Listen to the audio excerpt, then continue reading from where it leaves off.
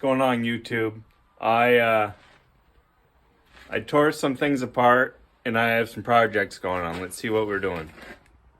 Alright, so I did another video and then I scrapped it since it was pretty much bullshit. Anyways, short recap. I started taking the front end parts off to easily get things a little bit more accessible. Took the wheels off. I took the adapter spacers off, which I will be punching those out, putting actual lengthened studs in place. Let's see what else. I don't know. Current project now is take the turbo out and do a few other things. The turbo I am putting in place is a spare VF39 that I had laying around. Turns out it had a broken stud on it, so I'm using the fluid film and also the heat wrench to get that out. I got it soaked pretty good right now.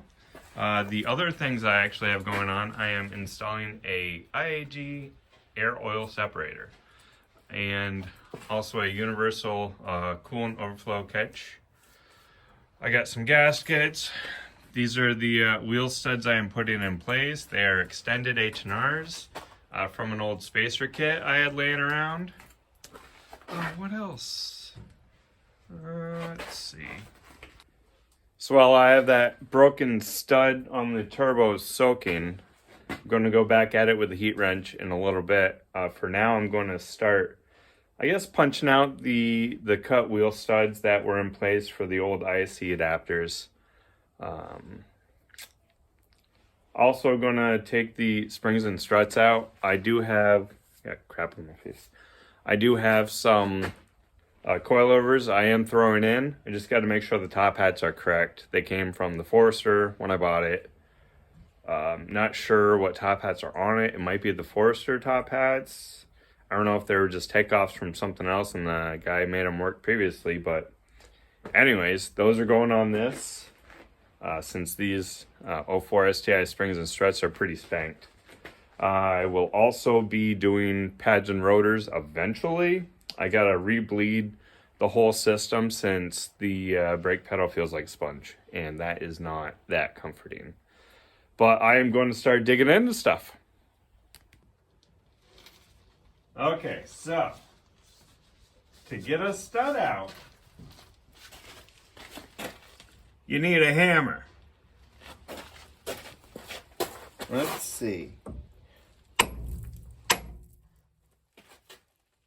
There you go. Alright, so I decided it was easier to take the rotor off and do this. I'm going to take off what is left of the brake dust shield bullshit rusted tetanus. Alright, so I got all the studs out. I cleaned it up the best I could. I am installing the extended studs with this lug stud installation tool. It pretty much just has the correct seat for the lug nut, and it's on a ball bearing, or just a bearing, I guess. So you obviously put it through the back of the spindle, put this like that, put a lug nut on it. You go to town until this is seated to the back, and then that should be it.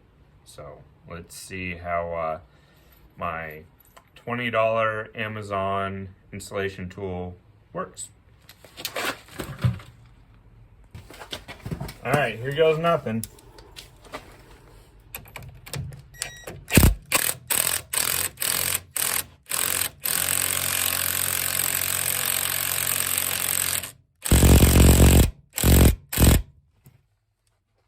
He's in there.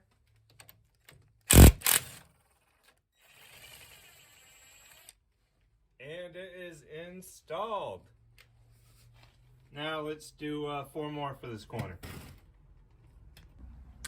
I'm honestly not sure if I showed this earlier or not, but right here there's actually a notch on the spindle itself to help clearance for putting in the new studs. There should be one on each corner just a little area to make it a little bit easier. The rear is a little bit more difficult because the drums are in place, but the fronts are just pretty straightforward, pretty easy. Over on the passenger side, it looks like I got a leaky brake line. It's all nice and moist where the pads are. It looks like it's been dripping down the whole time and the rotor was wet, so I knew something was up, and it looks pretty soggy. So I need to get some new Vanderbilt washers and take care of that. And with the help of YouTube magic, the other side is done. When doing the rear, getting the rear rotor off, sometimes it's kind of iffy because of the whole drum setup, everything, sometimes things get hung up. It's easiest to utilize the two threaded holes. There's one right here and another one right there to drive a bolt into it to press the rotor off it. Sometimes there's a lot of gunk, a lot of shit just in there, so you got to blow it out, but this is probably the easiest way of getting it out without completely demolishing all of the drum, the shoe, all that stuff for the e-brake. Yeah,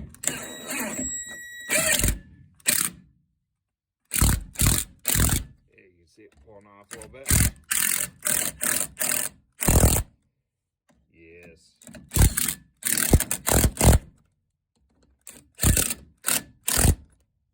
Should be it.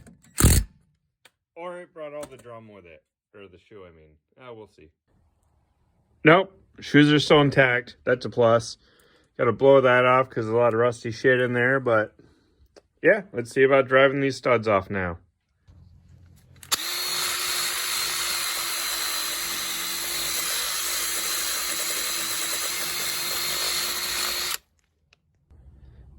Alright, so now that I cleaned up the face, I'm going to install the extended studs.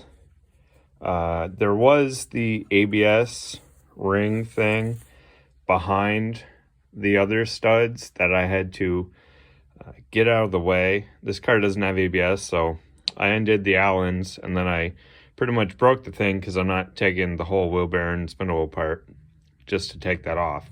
So I broke that away. And now for installing the studs, I thought there was an access hole. I thought it would fit through there, but the actual head of it doesn't. So you got to kind of shimmy it.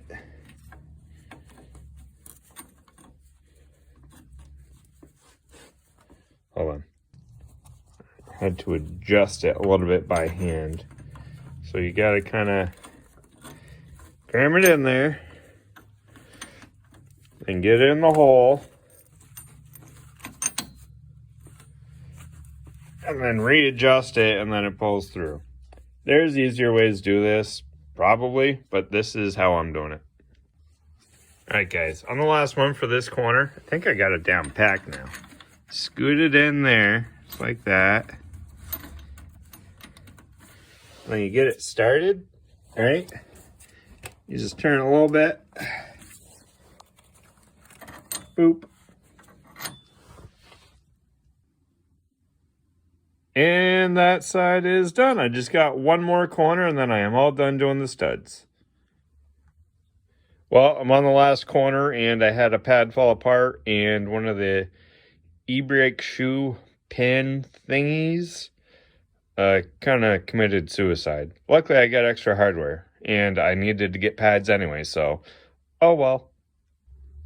So I'm on the last corner and when I pulled the rotor off and got the ABS trigger plate off, I must have bumped this shoe hardware. This is new hardware, but the other stuff just kind of fell apart, and this is going to be the death of me. I hate drum stuff. I'm trying to get this on. I'm losing my patience. I will report back. Alright guys, so I'm honestly not going to tell you how long it's taken me to get that e-brake shoe hardware pin back in place. It's now dark and it's a lot colder, but yeah. That little guy caused me so much anger. I almost chose violence. Anyways, let's finish this. And just like that, just a few minutes later, done. And now I try to complete this project. Well, guys, ran out of gas, ran out of good penetrant. I'm just using WD-40 on it now. I'll just let it soak. So, in typical Justin fashion, I had too many projects lined up, not enough time. I'll just stick with that. So I'll annihilate this stud, put a new one in the turbo, put the turbo in place, get everything mocked up, and I'll do the IAG AOS another time. Technically, I consider today a win because I at least got the extended studs on. And that's been something long time in the making. I've literally had those studs for like 7 or 8 years. Just like a just in case kind of thing. I've had them that long.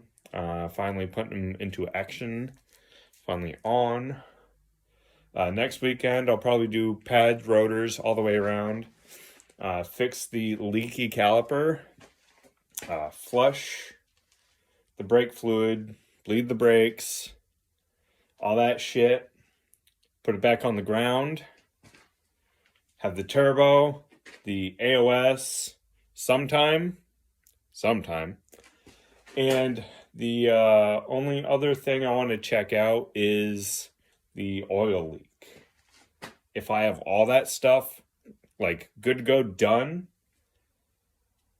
put some gas in it, register it, beat around a little bit, see how it does. Realistically, I'm not that far off. I have a lot of stuff that I gotta kind of nitpick about, but it's not stopping me from doing stuff. Just typical Justin fashion excuses. You'd stop doing that. But if you're still watching, thanks for watching. I will have more, hopefully more fun updates soon. I say it every time. One of these days I'll actually pull through. But thanks for watching. Like, comment, subscribe. Give me shit for being lazy and not racing in far too long. But this is my year. This is our year. Me and my friends, we're fucking doing it. Let's go. That's a good stopping point. Thanks for watching. Bye.